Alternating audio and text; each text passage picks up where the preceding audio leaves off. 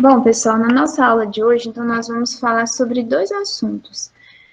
Falar rapidamente sobre a ordem Isóptera, que é a ordem dos cupins, uma ordem que é bem importante, principalmente com praga de florestas plantadas, os cupins, né? Temos algumas espécies que causam danos em florestas plantadas. E depois vou falar de manejo integrado de pragas, que é um tema que vou falar bem resumidamente, um tema que daria, na verdade, uma unidade curricular de manejo integrado de pragas. Só que aqui eu vou dar uma resumida, porque nós não temos muito tempo, mas eu quero que vocês saiam com uma noção do que é manejo integrado de pragas, ok? Então vamos começar. Inicialmente, falar dessa ordem Isóptera, que é a ordem que pertence aos cupins, também chamado de térmitas, né? Aleluias, vocês já ouviram aí, tá tendo as aleluias. Nessa época de primavera, a gente sempre vê as aleluias nas nossas casas, que é a fase alada dos cupins.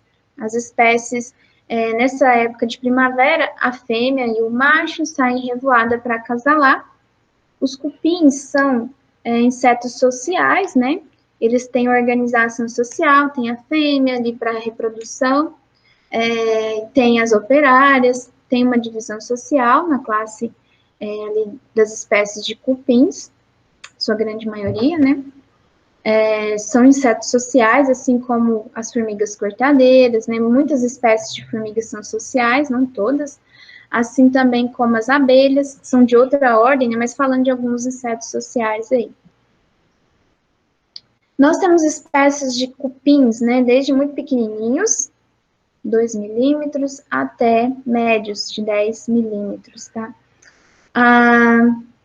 Dentro da ordem Isóptera, agora também está incluídas baratas. Eu falei isso algumas aulas atrás, no início do estudo de entomologia, que foi feito estudos moleculares, identificaram que as baratas, elas enquadram dentro da ordem Isóptera. Antes, as baratas tinham uma ordem para elas, essas baratas domésticas, tá? Que era a ordem do Atódio. Há pouco tempo, não sei se foi ano passado, ano retrasado, teve um trabalho que foi lançado, né, por um estudo molecular, identificando que as baratas se enquadrariam dentro da ordem Isóptera. Os cupins, e assim como todos os pertencentes a essa ordem, inclusive as baratas também, eles são indivíduos hemimetábulos, não passam por fase larval e nem fase de pupa, ovo, ninfas, adulto, né? Os cupins, né, eles se alimentam de celulose, algumas espécies, né, de celulose, a maioria delas, e tem importância aí como pragas em florestas plantadas, né? Tem o aparelho bucal mastigador, óleos compostos presentes nos alados e óleos compostos atrofiados nos ápteros, que ficam ali geralmente em áreas escuras, então tem óleos os óleos atrofiados. As asas são membranosas nos indivíduos alados, que é a fêmea e o macho, que sai para a revoada, né? E não tem asa nos indivíduos que são operários, as classes que estão ali trabalhando dentro da colônia, né? Desses insetos sociais, que são os cupins. Então, eles são alados apenas na fase reprodutiva e nos indivíduos que são reprodutivos, fêmeas e machos reprodutivos, aí que a gente chama de aleluia. Aqui temos algumas famílias de importância agrícola, né, que é a família Termitidae, a família Calotermitidae e Rhinotermitidae. Eu vou só abrir aqui para vocês, falando um pouco de algumas espécies que são de importância nas áreas florestais. Aqui, inclusive, a página da Bayer, né, falando de cupins de áreas florestais, mostrando aqui uma das castas, né, que defende o cupinzeiro, e aqui algumas ninfas de espécies, temos várias espécies de cupins que são problemas aí em áreas florestais, né, os cupins, eles são encontrados em quase todo o mundo, mas estão distribuídos principalmente em regiões tropicais e subtropicais. A fonte básica de alimentação dos cupins são material celulose, E como que eles conseguem converter celulose em energia? Eles têm micro-organismos que vivem em simbiose no intestino deles, que têm capacidade de degradar a celulose, transformando a celulose em um açúcar mais simples, que é assimilado por esses cupins, que são fonte de energia. Nós, por exemplo, quando a gente se alimenta de frutas, verduras, a gente assimila as vitaminas, os sais minerais que tem nele, mas a celulose das plantas a gente não consegue assimilar, porque a gente não tem esses micro-organismos que quebram a celulose em açúcares mais simples, né? A gente assimila ali de uma folha que a gente come como uma couve, a gente vai assimilar as vitaminas, os sais minerais, mas a celulose em si a gente não consegue assimilar, por não ter no nosso organismo micro-organismos que estão em simbiose degradando essa celulose. Os cupins, eles já conseguem, pela associação simbiótica de alguns micro-organismos que quebram a celulose em açúcares mais simples e usam essa celulose como fonte de energia. Eles são, além de ter assim, problemas, né, com os cupins como pragas, mas eles são importantes no ciclo, na degradação de matéria orgânica, são decompositores, né? Eles também têm espécies que atuam em aeração no solo, né, e distribuição de nutrientes no solo.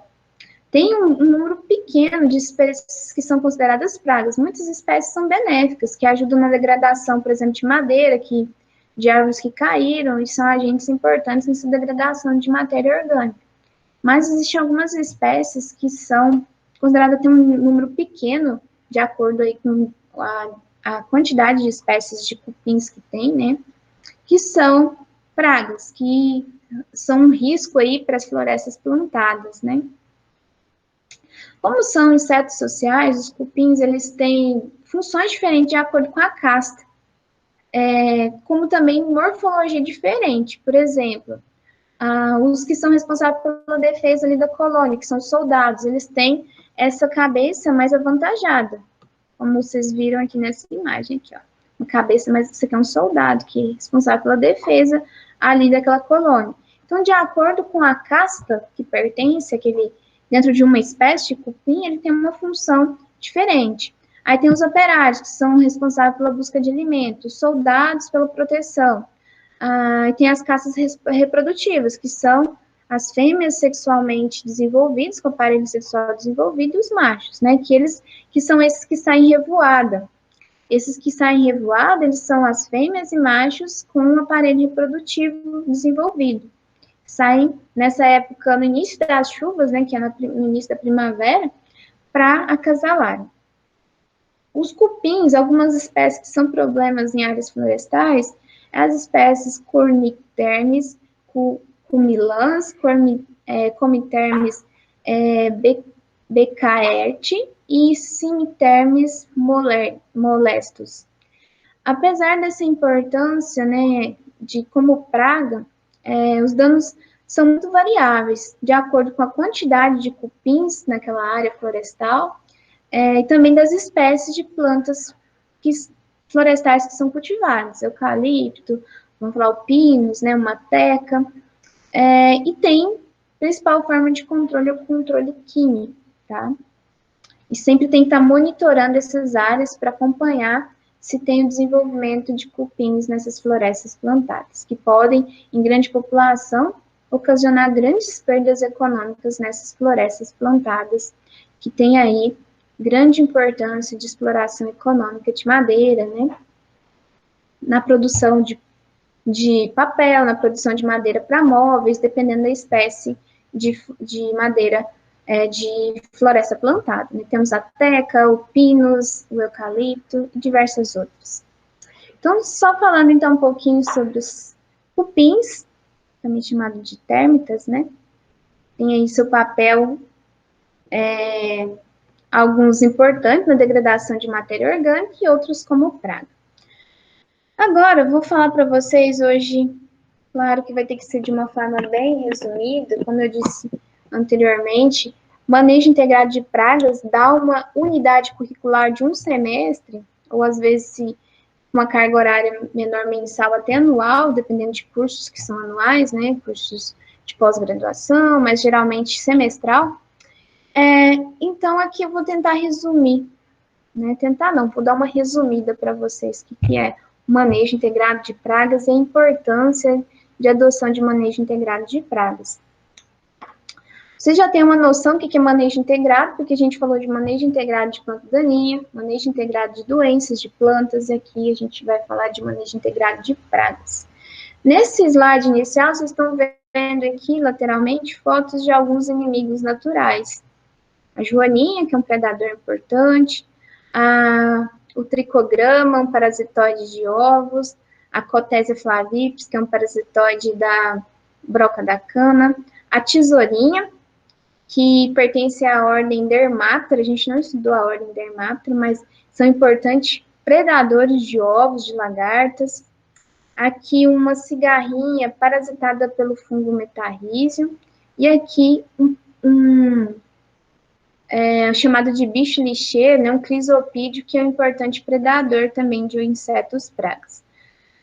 Quando a gente fala em manejo integrado de pragas, não é só falar de controle biológico. Controle biológico é uma dos pilares do manejo integrado de pragas, tá?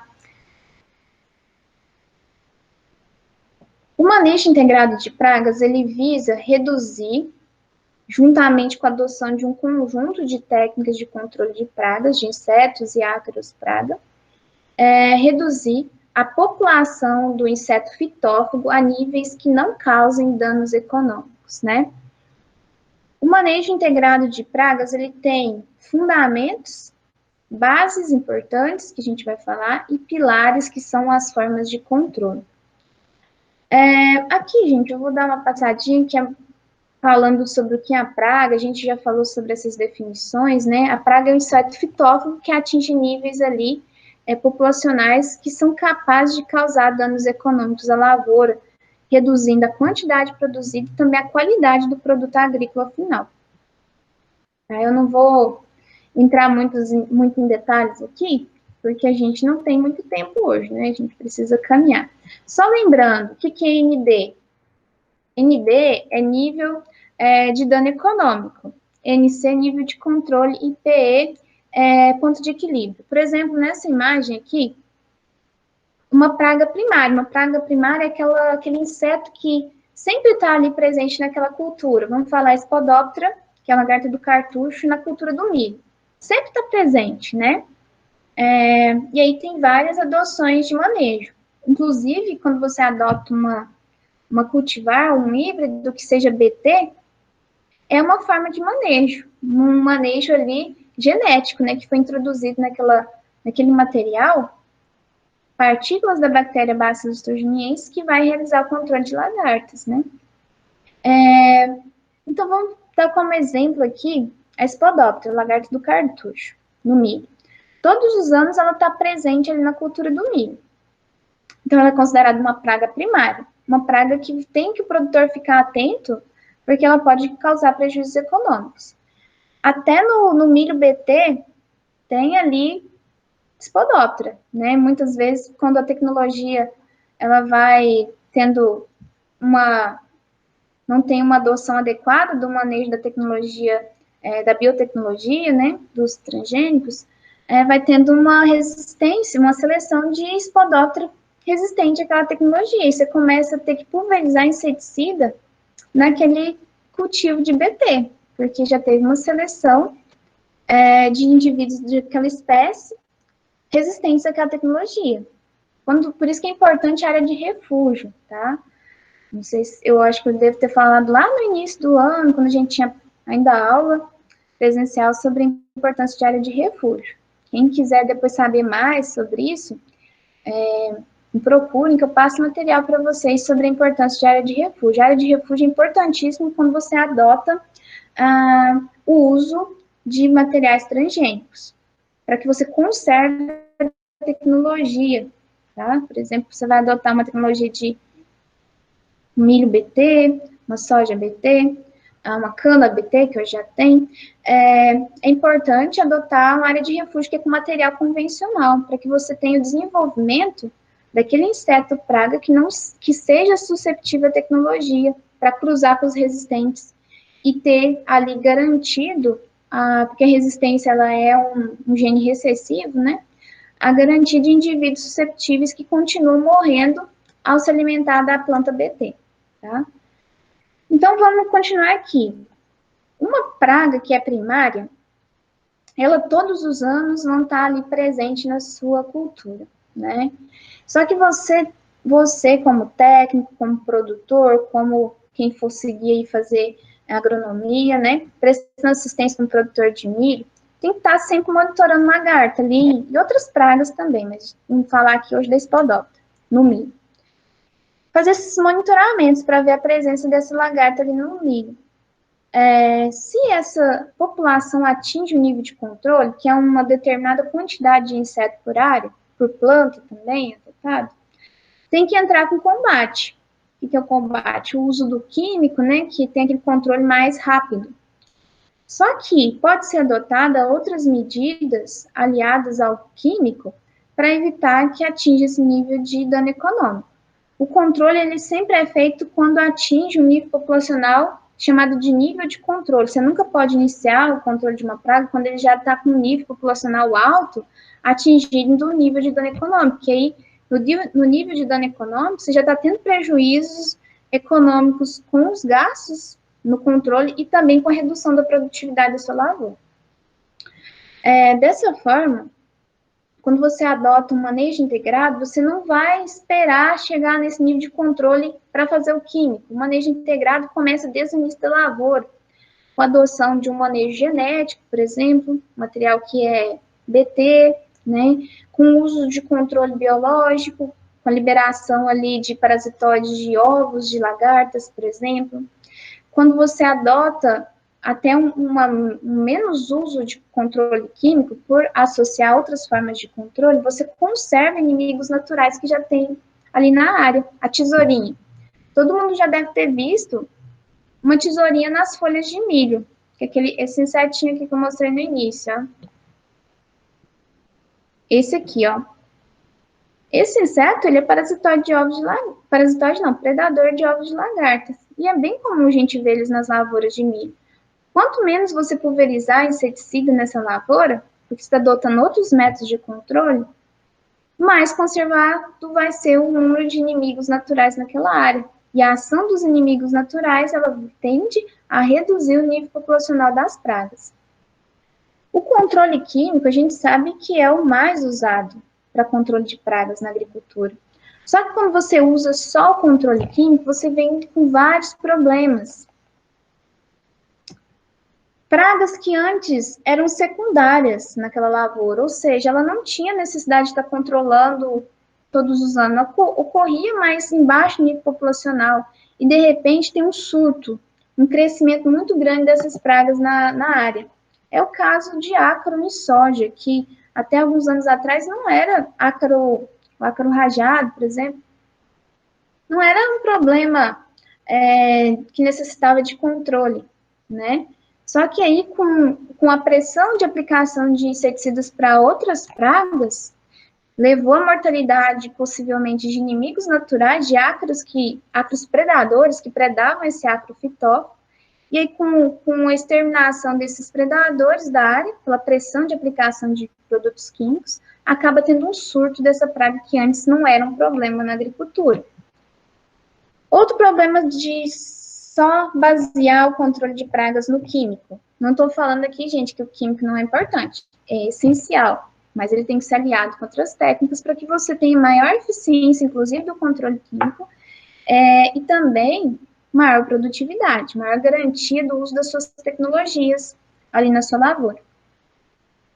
Quando você aplica um produto químico, mesmo o mecanismo de ação de um inseticida, todas as aplicações que você vai fazer, você usa o mesmo princípio ativo. Você leva uma pressão de seleção de pragas resistentes, como vocês estão vendo aí nessa ilustraçãozinha, bem simples. Em vermelhinho, esse besorrinho vermelhinho, vamos considerar que é o resistente. Dentro de uma população, uma espécie de praga, de inseto fitófilo, tem alguns que têm resistência àquele determinado inseticida. Seja por uma capacidade de desintoxicação, uma questão até física do seu corpinho ali que não permite a entrada do inseticida de contato, ou quando é um inseticida sistêmico, ele tem algum processo que ocasiona a inatividade daquele inseticida no seu organismo. Ou seja, tem vários mecanismos de resistência. Não vamos entrar em detalhes aqui. Mas existe dentro de uma população alguns indivíduos que geneticamente já são resistentes àquele princípio ativo. Não vai morrer. Você aplica todas as suas aplicações anuais da sua safra de soja, de milho, o mesmo ali inseticida, com o mesmo princípio ativo. Vai matando os susceptíveis, claro que não mata 100%, mas vai matando a maioria dos susceptíveis e o resistente vai ficando ali. E vai se reproduzindo o resistente. Chegando num ponto que o produtor, às vezes, é comum falar assim, nossa, esse inseticida deve ser falsificado, porque não está resolvendo nada, né? Perdeu a sua atividade no controle de pragas. O problema não é não é o inseticida. O problema foi a pressão de seleção que você aplicou na sua lavoura. Aplicou o mesmo produto, todas as aplicações, aplicou o mesmo produto para aquele controle daquela praga. Não fez uma rotação de princípio ativo, né? De inseticida. Então, você está aplicando uma pressão de seleção sobre os resistentes, matando os susceptíveis e deixando só os resistentes da sua área. Aí passa a não ter a mesma eficiência no controle de pragas. Aí o produtor aumenta a dose do produto químico, né? E no início até ele chega a reduzir um pouco a população, mas só vai tendo redução da eficiência daquele inseticida, porque ele está tendo uma seleção de resistentes. E mortalidade de inimigos naturais na área. Quando você só usa o químico, você mata os inimigos naturais. E os inimigos naturais na área são muito importantes para predar aqueles que são resistentes ao inseticida que você está usando, para predar aquela praga que é secundária, aquele inseto fitófago que está em baixa população, e está em baixa população porque tem um inimigo natural lá agindo na sua área, né? Quando você aplica e faz um manejo essencialmente químico, acaba destruindo esses inimigos naturais também, porque o inseticida não mata só a praga, ele mata a joaninha, que é um predador de pulgão, que é um predador de ovos, mata a tesourinha, mata os parasitóides de ovos, mata os predadores, né, os percevejos predadores. Então, você tem um desequilíbrio ecológico ali. Aqui é só uma ilustração mostrando a questão da resistência, né? Quando vai usando o mesmo produto ou o mesmo ingrediente ativo do inseticida, ou que tem o mesmo modo de ação, você vai selecionando indivíduos resistentes naquela área. O produto químico, o inseticida, ele não só causa efeito letal, às vezes ele não mata um inseto benéfico, mas ele causa várias alterações de reprodução do inimigo natural, ele reduz, por exemplo, a viabilidade de ovos de uma joaninha, de um acropredador. Vocês estão vendo aí a imagem da joaninha, né, que eu uso aí como símbolo do controle biológico, mas temos inúmeras outras espécies, que a gente estudou algumas, inclusive, né? E aqui um acropredador, que é importantíssimo no controle de ácaros fitóficos na área, né? Definindo aqui manejo integrado, né? Manejo integrado de pragas, que a gente chama de MIP, é a filosofia de controle de pragas que procura preservar e incrementar fatores de mortalidade natural, ou seja, preservar os inimigos naturais, fungos também que causam doenças em insetos pragas, vírus que causam doenças em insetos pragas e bactérias, e também o uso de integração junto com dessa mortalidade natural de outras técnicas de controle, como controle químico, como controle físico, mecânico, genético, né? E todas essas técnicas usadas de forma integrada com função de garantir que a produção agrícola seja alta, que os custos sejam mais baixos, que isso é importante para o produtor. Quando ele adota um manejo integrado de pragas, ele acaba economizando, né? E, claro, produzindo mais e com mais qualidade. Isso aqui, gente, é a casinha do MIP, né? Que quando você vai pesquisar por MIP, você vai achar uma casinha do MIP. que mostra quais são as bases do manejo integrado de pragas e quais são os pilares do manejo integrado de pragas. A base é que o alicerce, né, de como é construído esse manejo integrado de praga dentro de um sistema produtivo. A base é conhecer a praga, então saber reconhecer quais são os insetos pragas ali da lavoura da soja. Se eu trabalho com soja, eu ter conhecimento de quais são os principais pragas que são problemas naquela cultura do milho. Se eu trabalho com tomate, qual que é a cultura e quais são as principais pragas-chave daquela cultura. Que temos aí disponíveis essas informações que a gente estuda aqui no curso, que vocês têm vários materiais também na internet, de livros que falam sobre os principais insetos pragas da cultura. Técnicas de amostragem. O ideal para você fazer um controle é sempre você ver a presença da praga dentro da área e que essa praga tenha atingido níveis de controle. Não é recomendado que você faça pulverizações baseadas só em calendário.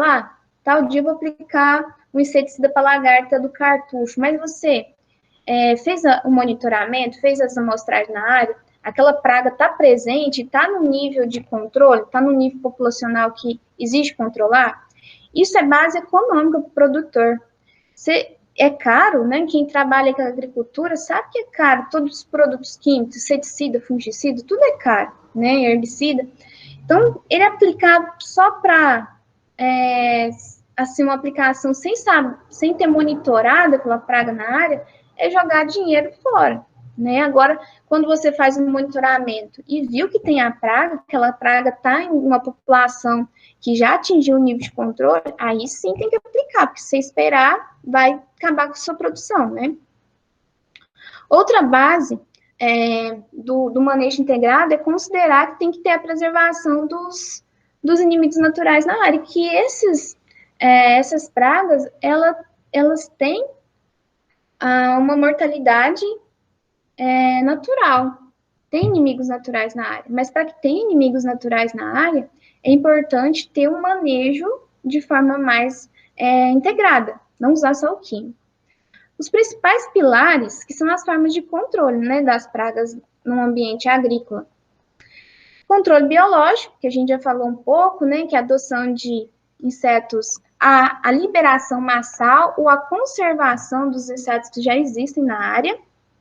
Isso é importante ser frisado, né? Nós temos controle biológico clássico, controle biológico de conservação dos inimigos naturais que já existem na área. Por exemplo, a liberação de Coltésia flavipes numa lavoura de cana, ela não é um controle biológico de conservação, não. É um inimigo natural que ele é produzido de forma massal, ele é exótico, né? Foi trazido para o Brasil, criado em grandes biofábricas, em grande quantidade, é liberado dentro da lavoura. É um controle biológico inundativo para reduzir a população da praga. Outra base do MIP, o químico. Aqui a gente não está falando que o químico não é importante, ele é importantíssimo, mas não que ele seja o único pilar de um manejo de pragas, né? Ele tem que ser integrado. Controle comportamental, por exemplo, quando você usa um monitoramento com o uso de armadilha com feromônio sexual, vai fazer um monitoramento do bicho-furão dos citros, que é um lepidóptero praga dos citros. Você usa ali um feromônio para monitoramento, é comportamental.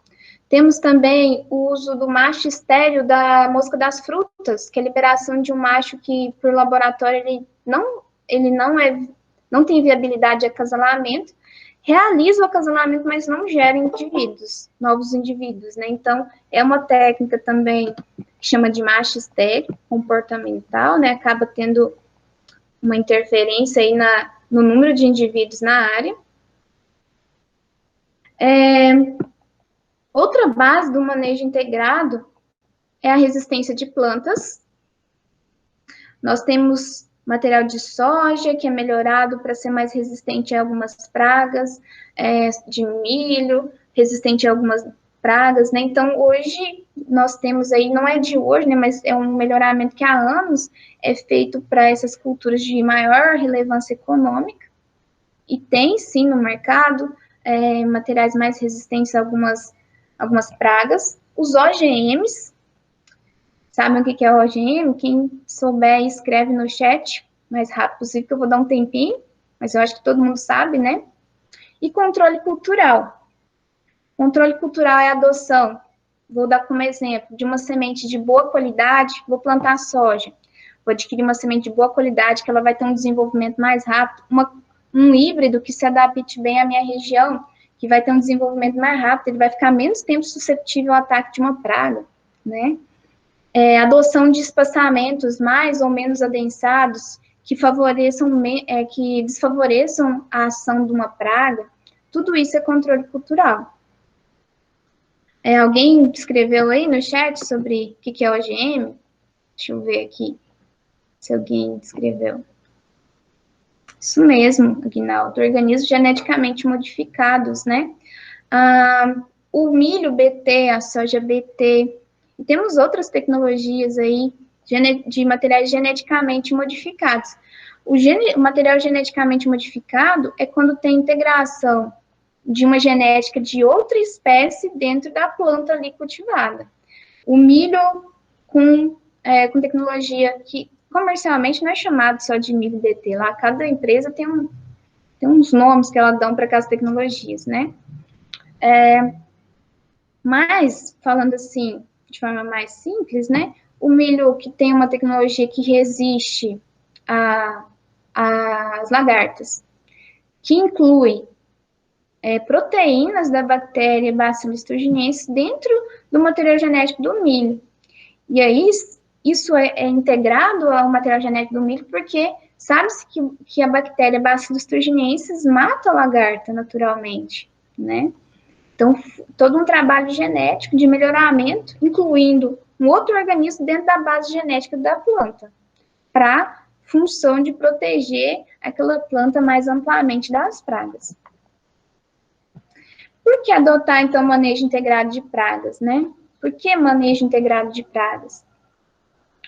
Quando foi iniciado o uso dos inseticidas, tudo muito perfeito, controle químico dá muito certo, aplicou, matou a praga, só que com o uso dos inseticidas ao longo da história, foi se observando que tinha seleção de pragas resistentes que passavam a ter menos eficiência no controle das pragas, né?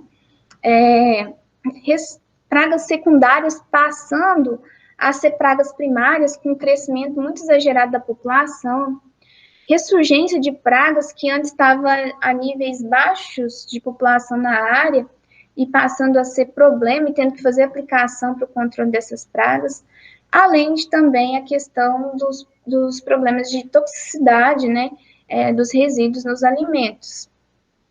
Aqui só lembrando, gente, de forma alguma estou falando que inseticida não deve ser usado. A gente está falando de um uso equilibrado, tá? É importantíssimo. A gente sabe para uma agricultura de alta produção é essencial usar os produtos químicos. Nós estamos falando aqui que não é essencial. A gente está falando de fatos históricos da redução da eficiência do uso dos inseticidas, porque quando você baseia seu manejo apenas no químico, você tem problemas também, né? Contaminação do meio ambiente, outro problema, né? Muitos dos inseticidas usados são incompatíveis com o controle biológico.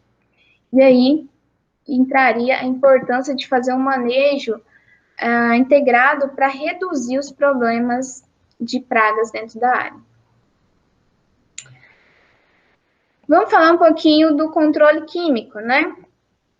Que é o controle mais adotado na agricultura mundial e, como eu disse, importantíssimo. A gente vê por aí muita gente criminalizando o uso do químico, né, pessoal? Mas o químico usado de forma adequada, ele é essencial, né? Ele não tem como produzir de tanto volume de alimentos como a gente produz, só de forma orgânica, a gente sabe dessa realidade. Muita gente que não conhece a realidade agrícola fala mal, né? Fala mal do agricultor como se fosse um criminoso agricultor. Ninguém queria usar produto químico, né? É caro. Se o produtor tivesse condição e se não tivesse praga na sua área, Claro que não usaria, se não tivesse doença, se não tivesse planta daninha, se não tivesse praga, era muito lindo plantar sem usar isso. Usa por uma necessidade de reduzir os problemas sanitários para garantir uma produção. Todo mundo sabe disso, nós, né, que somos da área. Mas tem gente por aí que não entende nada de uma realidade agrícola e fala mal do controle químico. Controle químico, importante, mas tem que ser usado aliado a outras formas, para que você mantenha a própria tecnologia de ação desse produto químico e também torne até seu cultivo um pouco mais barato. Aqui alguns inseticidas, são vários, né, só para exemplificar, que são usados no controle de pragas na citricultura. Lembrando, pessoal, que os produtos químicos eles têm registro para cultura, o inseticida. Tem que olhar na bula se ele tem recomendação do Ministério da Agricultura para você usar naquela cultura e para aquela praga que você quer controlar, tá? Isso é importante porque um produto sem registro pode dar problema no uso, né? Você é pego ali numa fiscalização de análise do seu produto e encontra um produto que é proibido para aquela cultura que você usou. Então, é importante usar os produtos que sejam recomendados e tenham registro para a cultura, tá? Aqui alguns acaricidas. Aqui vem o nome do produto comercial que está registrado. Aqui o ingrediente ativo, aqui dos inseticidas também, né? E o grupo químico, vamos falar aqui um pouco dos inseticidas. Por exemplo, o provado. O ingrediente ativo dele, que é o que realmente faz o controle da praga, é o imidapoprido. Ele é do grupo químico dos neonicotinoides. Como que ele age no inseto para matar? Ele é um agonista dos receptores de acetilcolina. A empresa é a Bayer, né? E aqui a concentração em miligramas de ingrediente ativo por litro, que é usado para controle de praga na citricultura. Então, temos vários, o Akito, Marshall, e tem muitos desses produtos que não é que ele é usado só na citricultura, ele tem registro para outras culturas também, a maioria deles aqui, tá? O Ingeu, usado em várias culturas, o óleo vegetal, o óleo mineral, eles têm ação também inseticida, e são produzidos aí por empresas, e claro, esse óleo, ele tem ali a adição de substâncias que vão possibilitar uma mistura homogênea em água, que o óleo por si, se sabe, você coloca o óleo e não mistura na água. Só que esses óleos, vegetal, mineral, que são usados na agricultura, já vêm com adição de substâncias, né, que vão possibilitar ele dissolver na água e ter uma aplicação eficiente. E são usados no controle de pragas também, tá?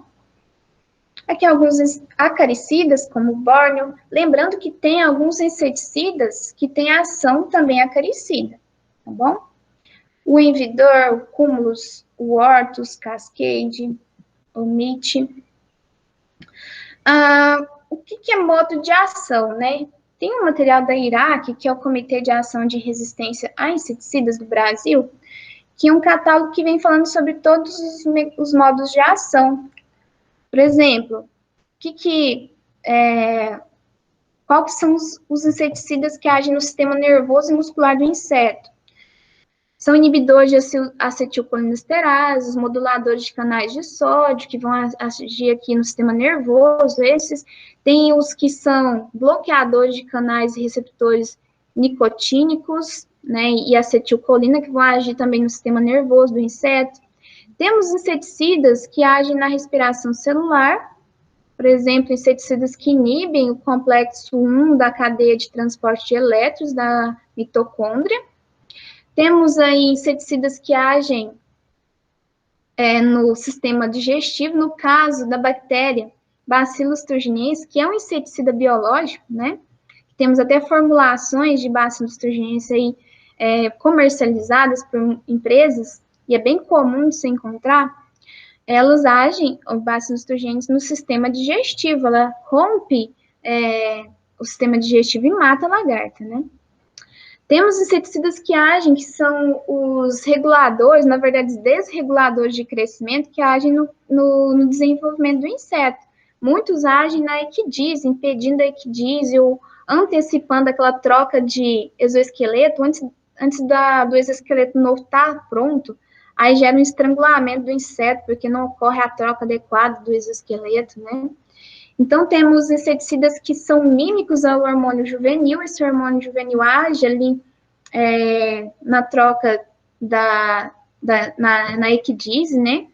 Temos inibidores de biossíntese de quitina, agonista dos receptores de equidisteroides. Aqui dando um resuminho sobre falar que os inseticidas, todo inseticida, ele vai agir de uma forma, em um local do corpo do inseto, alguns no sistema nervoso. Vocês já viram esses inseticidas que você usa dentro de casa aí, esses que você compra próprio para matar barata? E a baratinha, às vezes, ela morre ali tremendo. São de ação no sistema nervoso, que vai inibir ali a corrente normal dentro dos neurônios, que ele se liga ali na ação ali de troca nas sinapses nervosas, e o inseto fica ele morre por um estresse de movimento, ele vai morrer ali, porque fica ali, os neurônios se ligam ali, ele modula, né, nos neurônios para a sinapse nervosa e fica ligado o tempo todo. Dessa forma, ele morre, o inseto, por esse estresse muscular, porque teve uma ação no sistema nervoso dele. E tem alguns compostos que ainda não são conhecidos como que ele age, por exemplo, a piridalil, né? Mas geralmente se conhece o modo de ação. Isso aqui, gente, também, falar de modo de ação de inseticida, é um assunto para muitas aulas. Aqui só um resuminho, tá? Aqui só exemplificando os carbamatos, né? E os organofosforados, que são considerados grupos químicos muito tóxicos ao homem, então tem que ter muito cuidado na aplicação, sempre lembrando aqui, para aplicação de qualquer defensivo agrícola, uso de EPIs, para evitar a intoxicação dos trabalhadores, tá? Os carbamatos e os organofosforados, eles pertencem ao mesmo modo de ação, são inibidores de acetilcolinesterase. Então, temos aqui material para falar muito sobre isso, mas eu estou dando um resumão aqui. Esse material vai estar todo disponível para vocês na íntegra, para quem quiser estudar com mais detalhes, tá? Só que, como eu disse, nosso tempo é um pouquinho curto, né, para falar de tanta coisa. Então, gente, uma das bases do manejo é o controle químico, só que é importante sempre rotacionar o modo de ação, tá? Tanto de acaricida como de inseticida, para que você não leve a seleção de ácaros e insetos resistentes àquele modo de ação do inseticida. Por exemplo, não adianta eu rotacionar um inseticida que age no sistema nervoso com outro que age no sistema nervoso, com o mesmo modo de ação, que os dois, por exemplo, são inibidores de acetilcolinesterase. Porque se o inseto ele tem uma resistência, ele tem uma capacidade de desintoxicação daquele inseticida que age como inibidor de acetilcolinesterase, eu tenho que rotacionar com, por exemplo, um inseticida que age como mímico do hormônio juvenil, que vai atuar no crescimento do inseto ali. Ele tem outro modo de ação. Então, é importante conhecer os modos de ação dos inseticidas, e na bula tem isso, tá? Ninguém precisa decorar. Lá nas bulas dos inseticidas, dos acaricidas, tem qual que é o modo de ação. E dessa forma, rotacionar esse modo de ação com produtos que sejam recomendados para aquela cultura e para o controle da praga, de forma de evitar essa seleção de insetos resistentes. Porque você acaba gastando muito mais dinheiro. O inseticida não faz efeito, não está matando a lagarta. Eu dobro a dose, triplico a dose e não está tendo muito resultado, né? Então, você está gastando mais dinheiro. Isso pode ser resolvido quando você faz ali uma rotação dos modos de ação, tá? Então, é um conhecimento importante para vocês terem. Eu não sei se eu já falei para vocês, mas que caso vocês tenham interesse, eu quero saber qual que são os inseticidas recomendados para controlar a espodóptera no milho. Eu sei que quem trabalha na prática já sabe, né, tem esse conhecimento, mas para quem não trabalha, quer saber qual que é um inseticida que é recomendado para controlar a espodóptera no milho. Tem o Agrofit, que é um sistema de do governo federal, né, do Ministério da Agricultura, para consultar quais são os produtos que têm registro para praga-alvo que você deseja controlar e para cultura-alvo também. Aqui eu dei os prints na tela, né? O que você vai escolher? Por exemplo, eu quero saber, se eu quiser pesquisar sobre herbicida, vou selecionar a planta daninha. Se eu quero saber sobre acaricida e fungicida, por exemplo, que controla ali as doenças, eu vou selecionar insetos e doenças. Nessa segunda página aqui do site, eu vou selecionar se, por exemplo, eu sei o nome científico, Spodoptera frugiperda, que é a lagarta do cartucho, ou também posso digitar só o nome popular, lagarta do cartucho. Seleciono a cultura que eu quero controlar aquela praga, milho, por exemplo, e vou consultar. Deixa eu ver qual que foi o exemplo aqui, ó. Inclusive dei o exemplo desse Spodoptera. Selecionei o nome da praga, mas também poderia ter digitado o nome vulgar, lagarta do cartucho, e a cultura que quero controlar. E aí eu vou ter uma lista de produtos que são recomendados aqui, né? Aqui tem 209 produtos que são recomendados para o controle dessa praga na cultura do milho. Aí vem os nomes dos ingredientes ativos, grupos químicos, né? E o nome comercial dos produtos. E aí, quando você clica em cima, você tem acesso a todas as bulas desses produtos. Então, é uma ferramenta importante para pesquisar quais são os produtos que têm registro para a cultura e para a praga que eu quero controlar. Aí eu clico, quero saber, por exemplo, do Akito aqui, né? Eu clico lá em cima e vou ter acesso à bula completa daquele produto, tá bom? Então, só uma informação importante aí. E aqui eu só estava dando exemplo de algumas bulas. A bula vem informações de dose, né? Da calda, por exemplo, quanto de calda por hectare, litros por hectare, a dose do produto comercial por hectare a ser usada, para cada praga e para cada cultura. Por exemplo, aqui deixa eu ver qual que é o produto aqui, o Akito.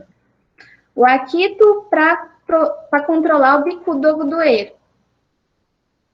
Recomendado a dose do produto comercial 500 ml por hectare, fazendo uma calda de 200 a 300 litros por hectare. Aí vem todas as recomendações aqui, ó, iniciar a aplicação quando o nível de botões florais danificados atingir 10%, você vai observar com monitoramento. Serão efetuadas no máximo 4 aplicações do produto durante o ciclo, repetindo a cada 7 dias, isso para pegar diferentes fases do desenvolvimento do inseto. Repetindo a cada 7 vezes que o ataque atinge 10%. Tá? 7 dias, isso repetindo se continuar tendo problemas de ataque. Então, para cada praga, para cada cultura, você tem a recomendação aqui na bula. Vamos falar de outra forma de controle. Então, o controle químico, gente, é essencial, deve estar sempre aliado com outras formas de controle. Aqui uma coisa bem importante, destinação de embalagem de produto químico, sendo ele fungicida, acaricida, inseticida. Os usuários, eles devem devolver, né, para cumprir, é uma legislação, né, específica, dentro da Lei de Crimes Ambientais. Claro que a gente tem problema de fiscalização no Brasil com relação a essa devolução de embalagens de produtos químicos, né, mas é importante ter em mente que quando você não devolve as embalagens, você está descumprindo uma legislação ambiental, tá?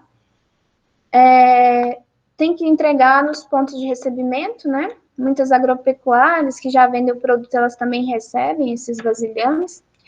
O que o usuário deve se fazer? Ele não deve apenas terminar de usar o produto e deixar ele sujo lá. Primeira coisa, terminou ali de usar, por exemplo, o Ingeu, né? Inseticida. Deve fazer a lavagem, que é chamada de tríplice lavagem, né? E perfurar a embalagem, para inutilizar a embalagem. Embalagens rígidas não laváveis, né? Por exemplo, algumas embalagens de materiais que não é possível lavar. Você deve mantê-las tampadas, intactas. Agora, a embalagem de plástico, né? Por exemplo, um saquinho, tem aqueles saquinhos laminados que vem em alguns produtos, ou embalagens plásticas, vasilhames plásticos, deve fazer a lavagem. Quando a embalagem flexível, por exemplo, saquinhos laminados, deve colocar dentro de sacos padronizados, deixar no local até no dia de levar, tá? O produtor deve armazenar essas embalagens lavadas na propriedade, num local específico, num galpão, né, até no dia de levar. O produtor tem um prazo de até 1 ano da data de compra daquele produto. Quando você compra o produto, você tem lá um termo, né, que fala da responsabilidade de devolver aquele produto. Então, ele tem que manter a nota fiscal daquele produto que ele comprou na hora de devolver, tá? Os revendedores, que quem vendeu o produto para vocês, eles têm que disponibilizar uma unidade para receber essas embalagens do agricultor. Ele, no ato da venda, deve informar o agricultor sobre o procedimento. Geralmente vem ali já um papel ali junto com a nota, falando desse procedimento de lavagem, acondicionamento. E também deve constar nos receituários informações sobre o destino final das embalagens, tá? Então, gente, isso é de grande importância para todo tipo de embalagem de produto químico da destinação final, tá?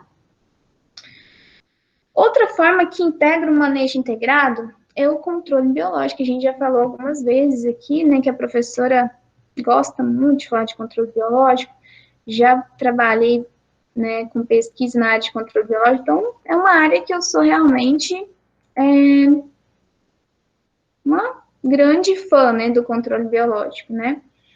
O controle biológico, ele hoje é empregado, né, e quem fez já o trabalho de revisão bibliográfica sobre o controle biológico, quem optou por essa opção de trabalho, viu lá, identificou um histórico importante do uso do controle biológico no nosso país, né? Já não é uma questão só de utopia, é uma questão real. Nós temos controles biológicos muito efetivos e o Brasil tem casos de muito sucesso, como é o caso do controle da broca da cana, com o uso da cotésia, o uso dos fungos metarris no controle de cigarrinha, o uso de tricograma, como tricograma galói, no controle de lagartas, que é um parasitóide de ovos, ácaros predadores no controle de ácaros praga, né, que hoje tem muitas empresas que já vendem lá os ácaros predadores prontos para ser liberados na sua lavoura. No morango é muito utilizado o uso de ácaro predador para redução de ácaro rajado, com uma praga importante, né. Nesse slide aqui mostrando várias espécies, né, que a gente sabe que tem aqui no Brasil centenas de espécies de praga, né, que agem na redução das nossas produções. E diante disso, temos a importância do controle biológico, né? Vou mostrar aqui alguns casos, algumas definições e alguns casos de controle biológico de sucesso, né? Que a gente não tem muito tempo. O que é inimigo natural, que a professora tanto fala? Aqui uma definição. Inimigo natural é aquele organismo que é capaz de regular a densidade populacional de um outro organismo. Na sua definição básica, não necessariamente uma praga, né?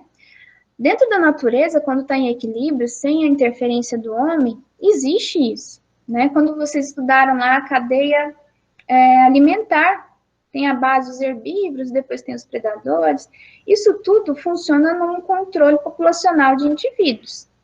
Dentro do mundo dos insetos também existem organismos que naturalmente controlam esses indivíduos fitófagos que causam danos na agricultura. Só que o problema é que muitas pragas que estão hoje no Brasil, elas são exóticas, elas não têm origem aqui no Brasil, foram trazidas com material contaminado, com mudas que vieram com presença de praga e não tem origem no Brasil. E se essa praga não tem origem no Brasil, ela também não tem nenhum inimigo natural. E aí começa o problema, como ela não tem nada que controla ela aqui no nosso país, ela começa a crescer de forma exagerada a população e começa a ter causar muitos prejuízos na agricultura.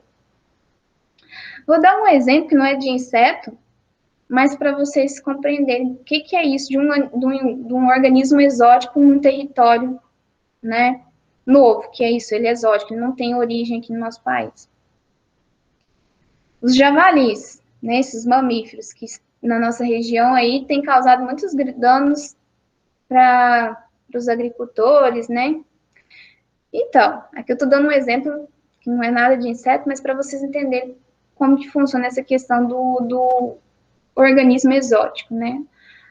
O javali, ele não tem um inimigo natural à sua altura, que consegue reduzir a população, assim como ele tem lá nos seus países de origem. Dessa forma, ele vai crescendo, reproduzindo de uma grande proporção, se tornando um problema econômico, né? Muitas regiões aí o produtor não consegue nem cultivar a mandioca para o uso próprio, né? Tem danos aí nas lavouras, por um crescimento exagerado desse mamífero, por não ter um inimigo natural aqui. Tinha umas épocas, talvez vocês não se recordem, que em Tuiutaba tinha muito daquele caramujo, um caramujo preto, que chamava de caramujo gigante, que na verdade também é um organismo exótico, foi trazido para o Brasil com o intuito de ser usado na alimentação, de forma de escargot, mas aí não teve aceitação, liberarem na natureza, e como também não tinha nenhum inimigo natural à altura, começou a ter um desenvolvimento populacional muito alto. Hoje em dia, a gente quase não vê, né? Mas tinha uma época em Tuiutaba que tinha muito caramujo, daquele caramujão preto, né? Então, quando você tem um organismo exótico, isso também para os insetos. Quando entra no nosso território um organismo, um inseto que não tem um inimigo natural aqui, e como ele é exótico, ele não vai ter uma altura, né, que controle a níveis baixos a sua população, ele vai começar a crescer de forma exagerada. Aí entra também a importação de inimigo natural do seu país de origem daquela praga, cria em laboratório e pode liberar nas lavouras, tá? Os inimigos naturais são os predadores, parasitoides e patógenos que causam doenças nos insetos, né? Qual que é a característica dos parasitoides? Parasitoide, por exemplo, a cotésia é um parasitoide de lagarta. O tricograma é um parasitoide de ovo. Ele vai matar o hospedeiro. E ele vai usar apenas um indivíduo, né, desse inseto que ele vai hospedar para seu desenvolvimento. A cotésia coloca seus ovos dentro da broca da cana e a fase larval até pupa vai ficar crescendo ali no inseto que foi parasitado. O adulto é de vida livre, o adulto não vive em associação com um hospedeiro, tá? Em geral, ou ele é do mesmo tamanho do hospedeiro ou ele é menor. Como vocês podem ver que a cotésia ela é bem menorzinha que a lagarta, que a broca da cana, né? Temos parasitoides de ovos, temos parasitoides de larvas, aqui, ó, tricograma, temos várias espécies do gênero tricograma, né, mas como o tricograma galoi, tricograma precioso, parasitoide de ovos, a parasitoide de larvas, temos várias espécies aqui, mostrando como exemplo a cotésia, temos parasitoides de pupa, temos parasitoides de ninfa, para os insetos praga que têm desenvolvimento metábolo, como o caso da Tamarix radiata, que é parasitoide de ninfas do psilídeo dos citros, e temos parasitoide de adultos também. Aqui mostrando, ó, tricograma, insetos do gênero tricograma, que é um himenóptero, né, da ordem himenóptero, parasitoide de fase de ovo, aqui mostrando o tricograma parasitando o ovo. Isso aqui é uma vespinha do gênero Anastatus, parasitoide de ovo também. Aqui mostrando o Trisóculos scuticarinatus saindo já de dentro do ovo. Sua mãe, né, a fêmea fez a postura no ovo aqui de percevejo, ele passou toda a sua fase larval e pupa aqui dentro, e vai sair o adulto, que tem vida livre, e vai parasitar outros ovos. Aqui, outro parasitoide, é um parasitoide de larva, do gênero Cirróspilus. Aqui mostrando uma lagartinha cheia de pupas de um parasitoide de fase larval. Um parasitoide de pupa, já mostrando o adulto saindo de dentro da pupa de um lepidóptero. parasitóide de adulto, isso aqui são mostrando que tem algumas espécies de dípteros que parasitam, por exemplo, percevejos praga, né? E os predadores? Os predadores, durante a sua vida, eles usam muitas presas para completar seu ciclo de vida. Temos aí exemplos de predadores como a joaninha, que preda pulgões, temos predadores de ovo, como a tesourinha, temos predadores de fase adulta também, temos o bicho lixeiro, que ele é um predador importante desde a fase larval, que preda, por exemplo, pulgões, algumas ninfas de insetos, ele tem uma ampla gama de presas, né? Então, os predadores, eles precisam de uma ampla quantidade de presas. Então, ele consegue controlar um nível populacional alto de praga. Temos insetos predadores e também ácaros predadores. Isso aqui, o Ephiseoides loagar, é um ácaro da família Phytozoete. É importante parasitoides de fases jovens de ácaros praga. Inclusive, ele já tem empresas que vendem esse ácaro para ser liberado, por exemplo, em pomares de laranja, em cultivos de morango, para reduzir a população de ácaros praga. Esse aqui é a tesourinha, que a gente chama popularmente tesourinha, né? É da ordem Dermata, as tesourinhas. Ele é um predador importante de ovos, inclusive que está predando uma massa de ovos de Spodoptera. O louva-a-Deus, que é da ordem Mantódia, que tão bonitinho, né? Mas ele é um predador importante, preda insetos grandes, né? Vocês estão vendo que eu tô predando uma joaninha. Você fala, nossa, mas a joaninha também é um inseto benéfico.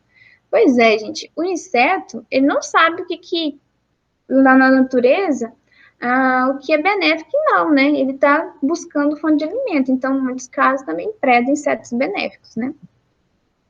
Esse aqui é um crisopídeo, chamado também popularmente de bicho lixeiro. Ele é chamado de bicho lixeiro porque ele tem o hábito na fase larval. Esse aqui é um adulto, aqui no cantinho da imagem, esse verdinho aqui é um crisopídeo adulto. Esse aqui é a espécie Chrysopelma externa. Ele preda pulgão e diversos outros insetos. Ele tem o hábito, deixa eu ver se eu tenho uma foto, não tem, que vai acumulando os exoesqueletos das suas presas no seu dorso, como uma forma de proteção contra desidratação, calor. Então, por isso que ele é chamado de bicho lixeiro. Na fase larval, ele vai acumulando sobre o seu dorso alguns exoesqueletos de presas. Isso aqui é um percevejo predador. Vocês lembram que até ontem eu falei na aula sobre mitro, né? Até fiz uma publicação lá no Instagram também falando sobre os percevejos predadores, né? Aqui um percevejo da família Redovidae, predador de lagartas. Tem aquele aparelho bucal sugador encurvado, né? E curto. Aqui um Petatomide, o Podíceos, né? Do gênero Podíceos, predando uma lagarta, uma Spodoptera. Temos também alguns besouros coleópteros, como da família Carabidae, que são predadores de outros insetos. Os coleópteros da família Staphylinidae, são predadores também de outros insetos. A joaninha, né, um coleóptero da família Coccinellidae. Temos várias espécies de joaninhas e todas são predadoras importantes. Temos vespas predadoras, e dípteros também predadores. Estão vendo aí uma fase larval de um díptero da família Syrphidae, predando um pulgão. E vamos falar dos patógenos que causam doenças nos insetos e são usados no controle biológico. Temos fungos, bactérias e vírus que são usados no controle biológico. Estão vendo esse besorrinho aí, que é inclusive, se eu não me engano, o Staphylococcus leves, que é uma praga da cana-de-açúcar, o bicudo da cana-de-açúcar. E ele está todo colonizado com o fungo Beauveria bassiana. Beauveria bassiana, ela é usada hoje bem de forma comercial, mesmo em lavouras comerciais, para controle biológico de pragas. Essa que eu mostrei ontem, que é a cigarrinha da pastagem, toda colonizada pelo fungo Metarrhiza anisopliae, que tem vários produtos registrados pelo Ministério da Agricultura inseticida microbiológico à base de metarrísio, à base também de bovéria. Isso aqui é uma lagarta de quinto íster, né, morta pela ação do Bacillus thuringiensis, que as proteínas dessa bactéria é usada lá no melhoramento de alguns vegetais que tem tecnologia BT, que eu não vou entrar muito em detalhe, né, mas a tecnologia BT, ela vai colocar por biobalística, por métodos aí de para a produção de organismos geneticamente modificados dentro da estrutura genética do milho, por exemplo, e vai manifestar em toda uma boa planta OGM, ela vai manifestar em toda a sua estrutura, todas as suas folhas, em todas as suas espigas, vai manifestar ali o gene da proteína da bactéria que faz o controle de lagartas. O baculovírus anticárcia, por exemplo, usado no controle de cárceres diamatários, foi um caso muito relatado no Brasil. Inclusive, para esses entomopatógenos que causam redução de população de praga, que são vírus, uma forma de utilizar ele na lavoura é pegar insetos infectados, lagartas que estejam contaminadas com esse vírus, triturar elas, colocar num tanque com água e pulverizar na área, porque você vai estar pulverizando as partículas virais e causando mortalidade em um maior número de lagartas. Aqui alguns casos de sucesso, né, de controle biológico, a Cotésia flavips, mais de 3 milhões de hectares de cana-de-açúcar, onde são liberadas Cotésia, todos os canaviais fazem liberação de Cotésia. O Trichogramma galloi, que é usado como parasitóide de ovos de pragas aí da cana-de-açúcar e do milho. Trichogramma precioso, usado para cultura de feijão e soja no controle de lagartas. O fungo, Metarrhizium anosopliae, usado no controle de cigarrinha da cana-de-açúcar, mais de 2 milhões de hectares. O Trichoderma arziano, usado no controle de algumas doenças na cultura da soja. O baculovírus anticárcia, usado na soja, é um caso de sucesso que o Brasil utilizou, né? Aqui falando do controle biológico na cana-de-açúcar, a gente já discutiu um pouco sobre isso, e como o nosso tempo é curto, não vou entrar muito em detalhes sobre isso, tá? As formas de controle biológico, nós temos o controle biológico clássico, que é a liberação de uma pequena quantidade de inimigo natural na área, e garantindo ali condições, ou seja, a aplicação do inseticida que seja mais seletivo, aquele inimigo natural, garantindo que ele se conserve na área e se multiplique naturalmente. Tá? Um dos casos aí que pode ser, tem relatos de uso desse controle biológico clássico é o uso do parasitoide Ageniasp citricula, que ele é um parasitoide dominador dos citros que causa esses danos nas folhas de citros, né? O controle biológico natural é garantir os inimigos naturais que já tem na área, conservar eles. Por exemplo, a joaninha, que já tem, é comum a gente vê-la nas mais diversas culturas, ali, predando pulgões, né? A tesourinha, que é um predador importante de ovos, de lagarta, é garantir usar produtos químicos que sejam mais seletivos, ou seja, controla a praga, mas não mata o inimigo natural, garantindo a preservação do inimigo natural naquela área. Tá? Esse é o controle biológico natural. E o controle biológico aplicado é o caso que nós falamos, né, da Cotésia flavips em cana-de-açúcar, para o controle da broca. É a liberação em grande quantidade, liberação inundativa, massal. Cria o inimigo natural no laboratório, nas biofábricas, e libera ele no campo. Isso é controle biológico aplicado. Tá? Aqui mostrando como é criado a Cotésia flavips, mas nós não vamos ter tempo, né? Eu acho que eu já até falei para vocês, ela cria lagarto, tem que criar a broca da cana em dieta artificial, que aí nessa imagem as funcionárias estão enchendo os tubinhos com dieta artificial, coloca a broca da cana ali dentro, ela vai utilizar essa dieta artificial, crescer, Quando a lagarta estiver já no ponto, no quinto INSTER, eu acho, vai fazer o parasitismo dela, e dessa forma vai ter a criação da Cotésia flavitis em grande quantidade no laboratório, e depois liberar no campo, né? Feita aí a liberação para o campo, em 4 a 8 pontos por hectare, tem que ter no mínimo 6.000 parasitóides em cada ponto, para ter uma eficiência no parasitismo.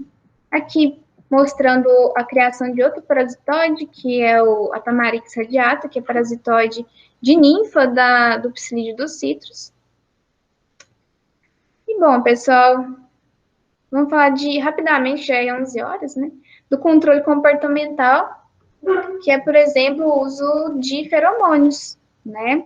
É usar de estratégias que esses insetos já têm naturalmente para fazer o controle. Inclusive, ontem eu falei daquela armadilha sonora para cigarro. É um controle comportamental, que vai atrair a cigarra e essas cigarras depois vão ser destruídas, mortas, né? É um controle comportamental, usando o som que o macho produz para atrair as cigarras, né? Então, é um exemplo de controle comportamental. O uso de feromônios para atração massal de insetos, por exemplo, tem hormônios de agregação, que alguns insetos produzem. E usa a liberação de assim, armadilhas para você capturar uma grande quantidade de inseto praga e destruir eles. É outra forma de controle comportamental, tá? Vamos falar aqui mostrando as armadilhas, ó, com feromônios para fazer monitoramento, é uma forma de controle aí comportamental, né? Para o bicudo do algodoeiro, o bico dele tem um feromônio de agregação, e aí quando você faz a utilização da liberação desse feromônio, que é sintetizado no laboratório, ajuda no monitoramento, né, desses insetos na área, e também aqui mostrando a armadilha para monitoramento de bicudo. Tá a soja aqui, mas antes era o algodão, então por isso que tá a armadilha aqui do bicudo, né. Aqui mostrando que os feromônios que atualmente são comercializados no Brasil, que são usados no controle comportamental e também no monitoramento de pragas, tá? Por exemplo, para monitoramento do moleque da bananeira, já tem sintetizado o feromônio sexual sintético, e é usado para monitoramento. Temos alguns feromônios sexuais, como o da mariposa grafolita molesta, que é um feromônio sexual sintético, ele usa ele no controle por confundimento sexual. Isso tem várias empresas aqui mostrando, né, como a Isca, que vendem esses feromônios sintéticos e outras empresas também. O controle por OGM eu falei um pouco, né, que é o uso de organismos geneticamente modificados, como os materiais BT. O controle cultural, rapidamente. Por exemplo, é a adoção de práticas que vão facilitar o seu cultivo e desfavorecer a praga. Se eu estou tendo, por exemplo, um problema de uma praga de solo, uma preparação convencional do solo, um revolvimento do solo para matar essas pragas que estão ali no solo, uma boa adubação, uma adubação equilibrada, uma irrigação, se é caso de um cultivo de inverno, né, que usa irrigação, uma irrigação equilibrada, tudo isso vai favorecer a cultura e dessa forma desfavorecer a praga. O próprio plantio direto, ele favorece o desenvolvimento de inimigos naturais na área, e dessa forma, tendo mais inimigos naturais, vai ter menos praga. A adoção de espaçamentos mais largos de cultivo, isso pode ser reduz a formação de microclima favorável para algumas pragas, e dessa forma reduz a população de algumas pragas, também um método cultural. O OGM eu falei rapidamente. E nosso tempo, a resistência de plantas, que eu não falei aqui, mas é o melhoramento genético. Quando você busca, dentro de um programa de melhoramento genético, além de alta produtividade, que é o ponto básico, né? Alta produtividade de soja, de milho, das diferentes culturas, mas também resistência às principais pragas e doenças daquela cultura. Tá? Os programas de melhoramento também buscam obter materiais com resistências a pragas e doenças daquela cultura, as principais, tá bom? Então, pessoal, eu acho de forma bem resumida, mas deu para a gente dar um panorama do que é manejo integrado, que é essa forma de controlar a praga aliando várias ferramentas, várias formas de manejo, tá bom? Agradeço a presença de vocês e vamos para as dúvidas, né? Quem tem dúvida aí? O Ítalo mandou aqui. Muito obrigada, Ítalo. Vou olhar o material. Vi mesmo que você me mandou um WhatsApp aqui, vou olhar o material. Obrigada, viu? Muito interessante. A gente sempre precisa estar se atualizando sobre essas informações. Podem me mandar quando vocês verem alguma coisa diferente. Alguma dúvida, pessoal, sobre manejo, sobre alguma das técnicas que eu falei?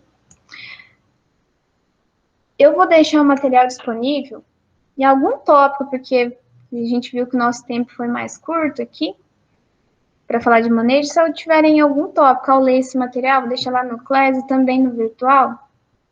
Se tiver uma dúvida específica sobre algum tema, entre em contato comigo, que aí a gente conversa e tira as dúvidas de vocês. Obrigada, Laís, um ótimo dia. Um ótimo dia para vocês, pessoal. Agradeço aí. Vamos, nesse momento aqui, agradecer a presença e o esforço de vocês durante esse ano ativo. Obrigada pelo apoio, pela participação, pela educação que vocês têm. Uma turma aí que eu gosto muito de trabalhar. E a gente vai se encontrar ainda semana que vem, que é a prova. Que, caso vocês tenham dúvida, eu sou sempre aqui à disposição. E mesmo vocês estando de férias, eu também estou aqui à disposição para tirar dúvidas que vocês tenham sobre os temas ligados à nossa área, tá bom? Um abraço e se cuidem, tudo de bom para vocês. Até mais.